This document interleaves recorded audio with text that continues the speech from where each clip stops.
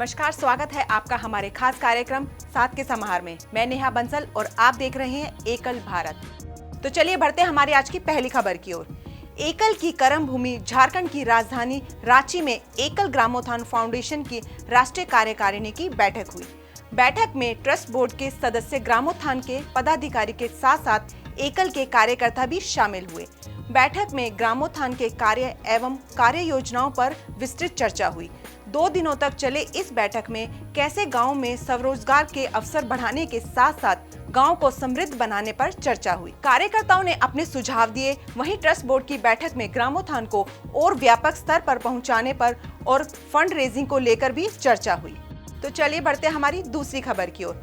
24 अगस्त 1943 को अविभाजित भारत के पश्चिमी पंजाब के मोंटगोमरी में जन्मे श्याम जी गुप्त के जन्म दिवस के अवसर पर रांची में सहस्त्र चंद्र दर्शन कार्यक्रम का आयोजन किया गया, जिसमें एकल के कार्यकर्ताओं द्वारा श्याम जी का अभिवादन किया गया। इस दौरान पद्मश्री अशोक भगत, रक्षा राज्य मंत्री संजय सेठ जी मुख्य रूप से उपस्थित रहे। इस दौरान श्याम जी ने सबको प्रण दिलाया कि हम सब मिलकर भारत माँ के सपने को पूरा करें और इस देश को विश्व गुरु बनाने का संकल्प लें। तो चलिए बढ़ते हमारी तीसरी खबर की ओर। रांची विश्वविद्यालय के आर्यभट्ट सभागार में एकल ग्रामोत्थान फाउंडेशन के रांची चैप्टर का शुभारंभ हुआ। रांची के सांसद और रक्षा राज्य मंत्री ने इस चैप्टर का शुभारंभ किया। इस दौरान ग्रामोत्थान के माध्यम से आगे बढ़ने वाले किसानों और आचार्यों को सम्मानित किया गया। कार्यक्रम में अपने संबोधन के दौरान संजय सेठ जी ने एकल के कार्यों को सराहा और कहा कि एकल जो काम कर रहा है वो वाकई में अतुलनीय है। हमें इस राष्ट्र को आगे की ओर ले जाना है। तो चलिए बढ़ते हमारी चौथी खबर की ओर। श्री हरि कथा प्रसार योजना के मुख्य व्यास प्रशिक्षण केंद्र के शिक्षक एवं व्यवस्था प्रमुखों का 2 दिवसीय कार्यशाला मारवाड़ी आरोग्य भवन रांची में संपन्न हुआ, जिसमें पूरे देश से 7 मुख्य प्रशिक्षण केंद्र के प्रतिभागी भाग लिए। इस दौरान प्राथमिक वर्ग एवं मुख्य प्रशिक्षण हेतु सभी पाठ्यक्रम पर गहन चिंतन किया गया। साथ में एकल अभियान के अभिभावक श्याम जी गुप्त जी का मार्गदर्शन भी प्राप्त हुआ। तो चलिए बढ़ते हमारी आज की 5वीं खबर की ओर। उत्तर कर्नाटक संभाग में कृष्ण जन्माष्टमी और रक्षाबंधन का कार्यक्रम आयोजित किया गया, जिसमें 150 गांव के आचार्य और संच अंचल के कार्यकर्ता उपस्थित रहे। साथ ही अंचल समिति के साथ कई नए लोग एकल परिवार से जुड़े।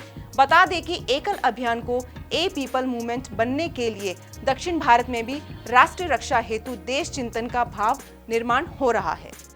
तो चलिए बढ़ते हमारे आज की 6ठी खबर की ओर।